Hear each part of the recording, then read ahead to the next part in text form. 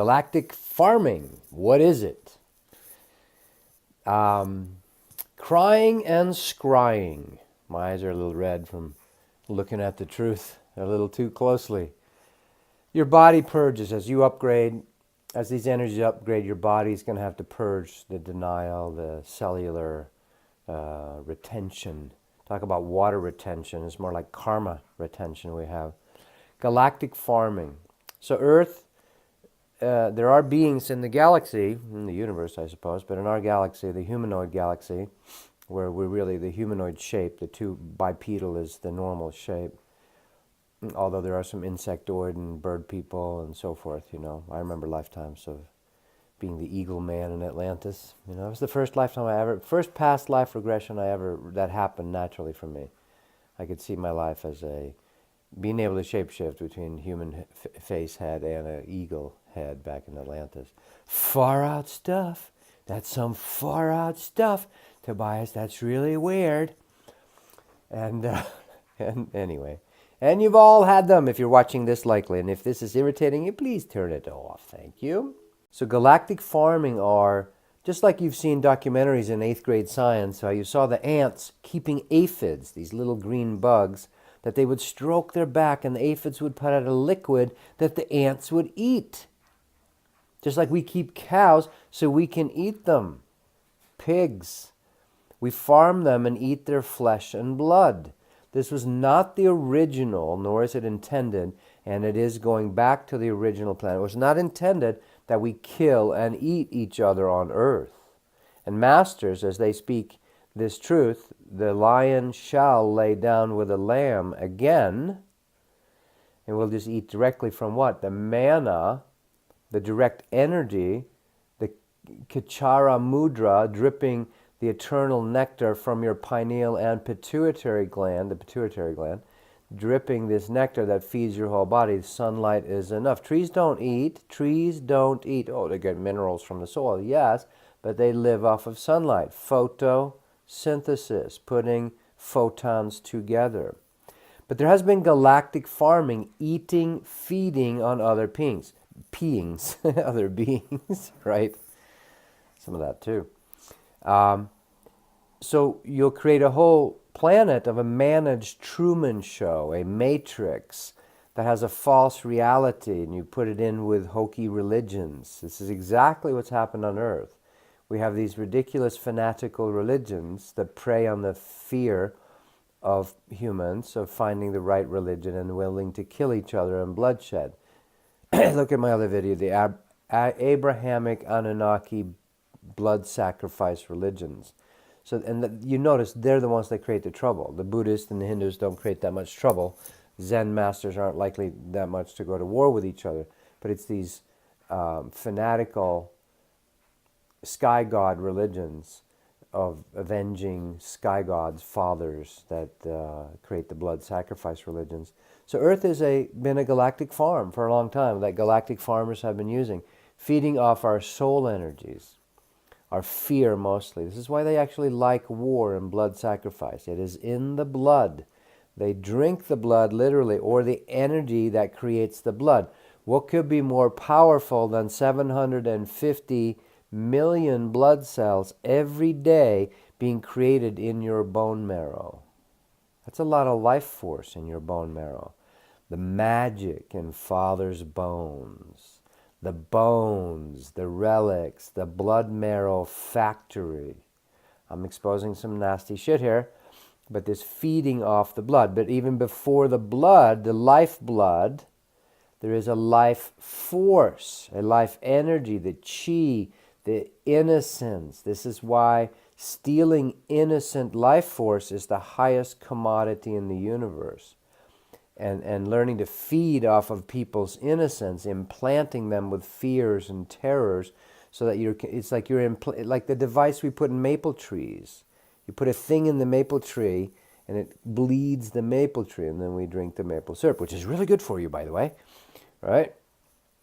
The same with us. They put devices into our chakra systems, and they bleed that energy, and they feed off of it. Some people have called it loosh, this in the inside military secret programs. Loosh is the flood of that energy that they can feed off of. This has been going on 30 years ago. Source God started showing me this stuff of the vampire energy harvesting that's going on Earth. If we were not being harvested of energy, you'd be able to walk on water. You wouldn't age. You wouldn't age. Energy is neither created nor destroyed. So who came up with aging? Aging is bullshit. Aging is a lie that you've bought. Now, it's still happening to us, me as well, because we're inside this matrix still. But we're starting to undo that. In ancient times, we lived a long time. These Bible stories are just little tail end remnants of how long people lived. The scribe Hermes Trismegistus Toth lived for 75,000 years. He was in Atlantis and all the way to Egypt and actually into our days. But they have to hide themselves. Babaji and Yogananda's lineage is eternal. They live forever. When you go into those realms, there's a few of them here. You can't meet them unless you are ready to meet them. You know, a Hopi medicine man that me and a friend used to work with, he worked more with him. He thought I was kind of slow. The name Medicine Cloud, that's not his name, it's just Medicine Cloud. He would materialize a body literally. Okay, I've met him once physically. I know this is far out stuff. This is the Don Juan tradition, Carlos Castaneda. A hint at it right there. So this is very real. But galactic farming occurs. Earth is a farm planet. It's a prism. It's a sheeple, cattle people planet.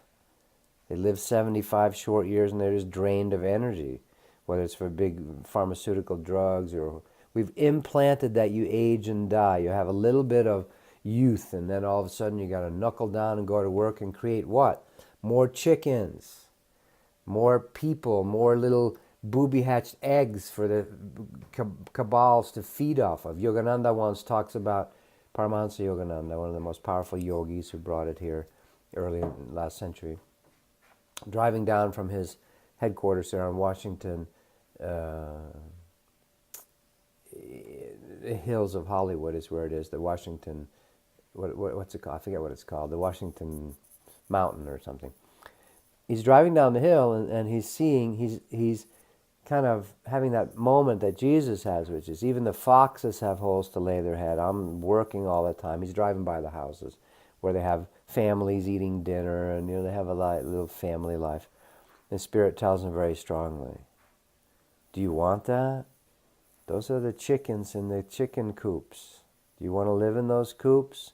Because the owner comes and takes the eggs away and takes the young chickens away and makes broilers of them, i.e. puts them into wars, sending our 19-year-old kids off to be slaughtered and blood sacrificed in wars. World War I, 100 million people killed. World War II, I don't remember. And whatever they're planning and orchestrating right now. Galactic farming is a real deal.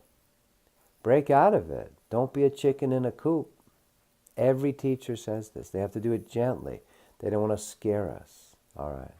Just feel the intention. And the good news is, if you call out to Source God in whatever form, it is immediately there to help you.